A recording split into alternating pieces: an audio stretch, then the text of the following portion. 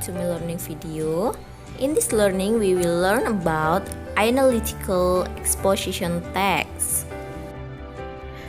Dalam video pembelajaran ini, kita akan membahas tentang definition of analytical exposition text. Second, the function of analytical exposition text. Third, the generic structure of analytical exposition text. Fourth, the language feature of analytical exposition text. And the fifth, the example of analytical exposition text. Oke, sekarang langsung aja kita bahas yang pertama, atau the first is a definition. Analytical exposition text is a text that contains the writer's opinion about the phenomenon surrounding. Jadi, analytical exposition text di sini adalah sebuah teks yang berisi tentang pendapat penulis tentang atau mengenai suatu fenomena, peristiwa atau masalah yang ada di sekitarnya. Selanjutnya, the second is the function. The function of analytical exposition text is to persuade the reader that the idea is important matter. Jadi tujuan dari teks ini adalah untuk meyakinkan pembaca bahwa suatu masalah atau fenomena itu penting untuk dibahas. Next, third, the generic structure of analytical exposition text.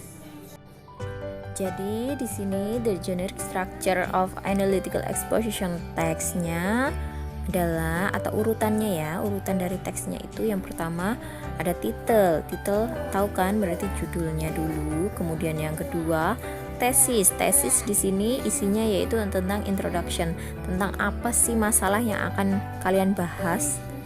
Kemudian yang ketiga ada argumen. Argumen ini berisi pendapat-pendapat dari penulis.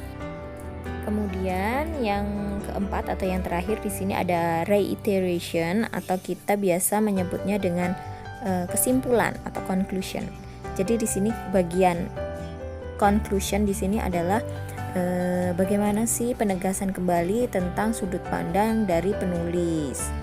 Selanjutnya kita bahas bagian language feature. Language feature ini maksudnya yaitu ciri-ciri kebahasaannya itu gimana sih dari analytical exposition text. Ya, yang pertama di sini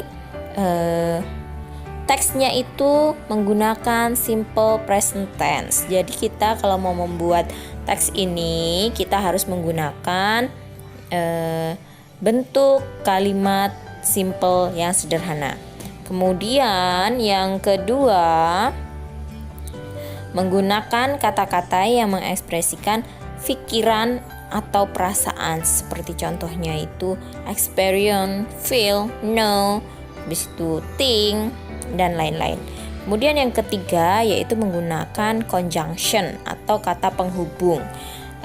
Kadang di sini ada menggunakan addition, penambahan, seperti in addition, kemudian furthermore, kemudian kadang juga menggunakan perbandingan, comparison, seperti but, meanwhile, on the other hand.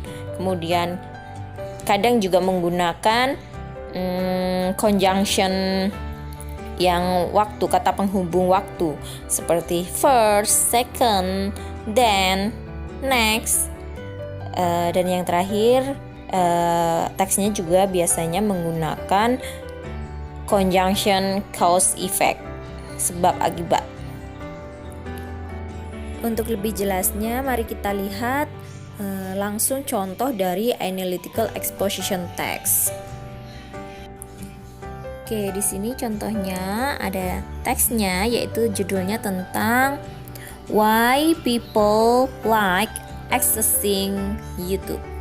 Kenapa sih orang itu suka mengakses YouTube?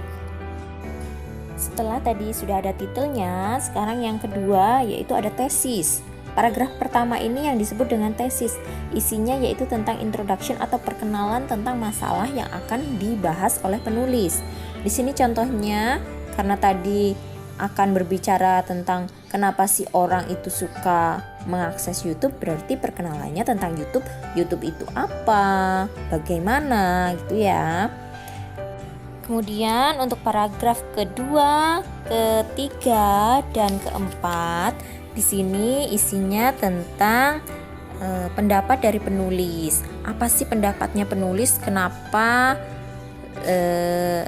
orang itu suka mengakses YouTube? Di sini penulis memberikan pendapat yang pertama. Pendapat yang pertama di paragraf kedua di situ, karena orang itu bisa mengakses atau mencari sesuatu yang menarik. Misalnya seperti mencari musik video atau menonton film, itu bisa lewat YouTube. Kemudian paragraf ketiga di sini argumen kedua dari penulis di sini disebutkan bahwa some people access YouTube to get some inspiration. Jadi biasanya orang itu mengakses YouTube untuk mencari inspirasi. Misalnya di sini mau memasak pizza tapi dia tidak tahu bagaimana caranya, dia bisa mencari resep lewat YouTube. Kemudian di sini paragraf keempat, di sini ada argumen ketiga dari penulis atau pendapat ketiga. Dibilang YouTube can be used to express our talent. Jadi di sini menurut penulis, YouTube itu bisa digunakan untuk mengekspresikan talent kita. Seperti contohnya di sini seperti singing, menyanyi, kemudian covering lagu. Kemudian lagi misalnya kita punya hobi traveling, kita bisa mempost video kita di YouTube. Kemudian misalnya kita yang hobi masak kita bisa membagikan resep kita lewat YouTube. Itu ya. Kemudian paragraf kelima di sini reiteration atau conclusionnya. By the reason above, we can know why people always like accessing YouTube. Jadi dari 3 alasan yang disebutkan oleh penulis itu, menurut dia atau menurut penulis, itulah yang melatar belakangi kenapa orang-orang itu suka mengakses YouTube. Baiklah, itu tadi penjelasan tentang analytical exposition text. Saya harap kalian bisa memahaminya dengan baik. Apabila masih ada yang kurang jelas atau masih kesulitan, kalian bisa langsung tanya kepada saya. Okay, thanks for your attention. See you.